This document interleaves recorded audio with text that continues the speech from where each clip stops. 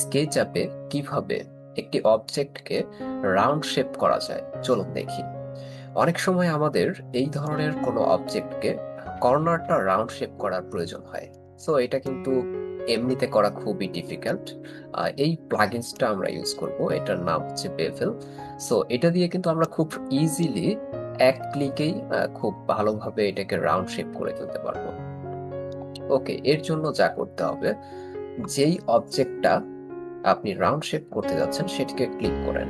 এভাবে সিলেক্ট অবস্থায় থাকতে হবে। তারপর এই যে এখানে ক্লিক করুন। এখানে ক্লিক করার পর এই যে এই জায়গাটায় আপনি কতটুকু রাউন্ড করতে যাচ্ছেন সেটা আপনি এখানে দিয়ে দিবেন। হতে পারে 1/2 ইঞ্চি বা এই যে 3-4 ইঞ্চ বা 1 ইঞ্চি, এটা আপনাদের প্রয়োজন অনুযায়ী। এটা যদি থিকনেসটা অনেক বেশি হয় সেই ক্ষেত্রে আপনি এখানে আরো বেশি দিবেন। এটা আপনারা বুঝবেন করার সময়। ওকে, সো এখানে আমি চাচ্ছি লাইক 0.5 ইঞ্চ নেওয়ার জন্য। সো আমি এখান থেকে কিন্তু 0.5 ইঞ্চ দিয়ে দিয়েছি। আবার চাইলে এই যে এখান থেকে আপনি একটু কমাতে এবং বাড়াতে পারবেন। এবং এই যে এখানে সেগমেন্টস আছে, অর্থাৎ এটা আপনি ঠিক সেগমেন্টটা কতটুকু স্মুথ করতে যাচ্ছেন, আপনি কিন্তু এখানে এটা দিয়ে দিতে পারেন।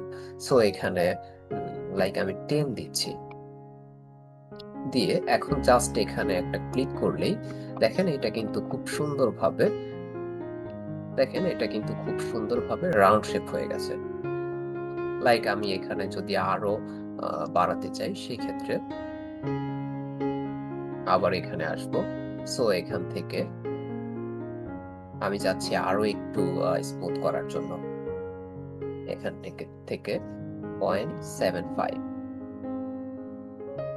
আর এখানে আমি হচ্ছে আবার এটাকে 10 রাখবো।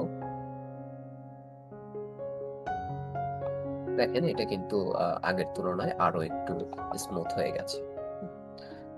এটা আমাদের যদিও অনেক সিম্পল বাট খুবই প্রয়োজনীয়। ওকে, আজকে এই পর্যন্তই। ধন্যবাদ সবাইকে।